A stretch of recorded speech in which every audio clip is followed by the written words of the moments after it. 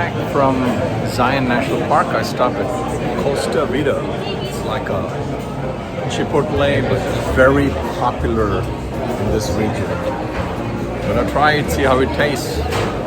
About an hour from Zion.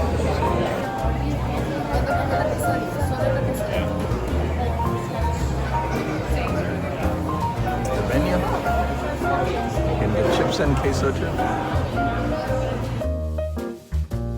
I'm at Costa Vida, and the town spelled hurricane but pronounced hurricane. That's what the locals told me. My enchilada, pretty busy here, and absolutely delicious. Absolutely.